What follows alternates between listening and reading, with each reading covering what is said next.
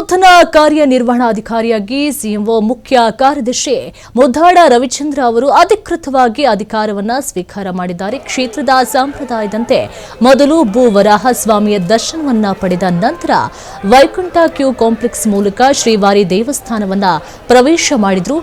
ರಂಗನಾಯಕ ಕುಲ ಮಂಟಪದಲ್ಲಿ ಟಿಡಿಯ 36ನೇ ಕಾರ್ಯನಿರ್ವಹಣಾಧಿಕಾರಿಯಾಗಿ ಅಧಿಕಾರವನ್ನು ವಹಿಸಿಕೊಂಡರು. ಅನಂತರ ಪತ್ನಿ ಸಮೇತರಾಗಿ ಶ್ರೀವಾರಿಯ ದರ್ಶನವನ್ನು ಪಡೆದಂತಹ ನೂತನ ಎಒ ದಂಪತಿಗೆ ಪಂಡಿತರು ಆಶೀರ್ವಚನವನ್ನ ನೀಡಿದ್ರು. ಟಿಟಿಡಿ ಹೆಚ್ಚುವರಿ ಎಒ ತೀರ್ಥ ಪ್ರಸಾದವನ್ನ ವಿತರಣೆ ಮಾಡಿದ್ರು. ಇದೇ ವೇಳೆ ಮಾತನಾಡಿದಂತಹ ಮುದ್ದಾಡ ರವಿಚಂದ್ರ ಅವರು, ಒಬ್ಬ ಭಕ್ತನಾಗಿ ಸಹ ಭಕ್ತರಿಗೆ ಸೇವೆ ಸಲ್ಲಿಸುವಂತಹ ಭಾಗ್ಯ ನನಗೆ ದೊರೆತಿದೆ ಅಂತ ಹೇಳಿದ್ದಾರೆ.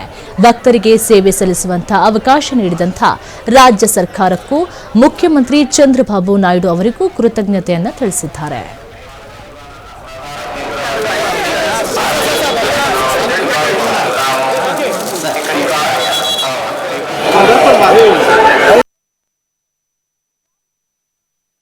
ఓం నమో వెంకటేశాయ.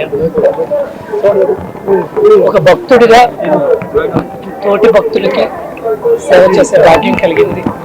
వారి సేవ ద్వారా దేవుడి సేవ కలిగి చేసే భాగ్యం కలిగింది.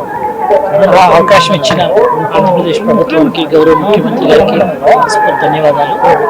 అందరి నమ్మకాలని నిలబెడతానని, భక్తుల యొక్క నమ్మకాలని, ప్రభుత్వం యొక్క నమ్మకాన్ని ఆ దేవుడు ఇచ్చిన శక్తితో నిర్వర్తించగలరని మనస్ఫూర్తిగా కోరుకుంటున్నాను.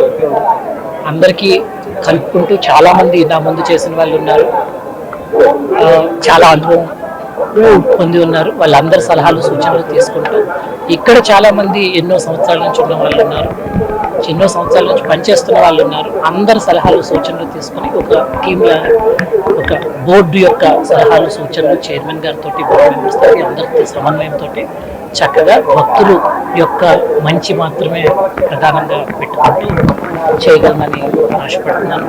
అలా చేయడానికి ఆ దేవుడు ఆశీర్వదిస్తాడని మనస్ఫూర్తిగా కోరుకుంటున్నాను.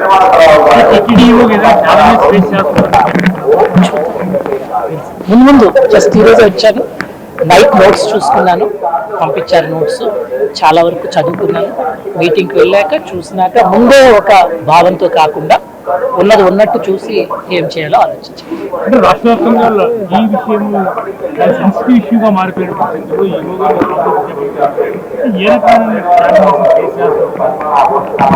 మళ్ళీ దేవుడి మీద భక్తి విశ్వాసాలు ఏ విధంగా కూడా సన్నగిల్లకుండా అందరి భక్తుల యొక్క మనోభావాలు నిలబడే విధంగా ట్రై చేస్తాను. ఓం నమో వెంకటేశాయ. ఒక భక్తుడిగా తోటి భక్తులకి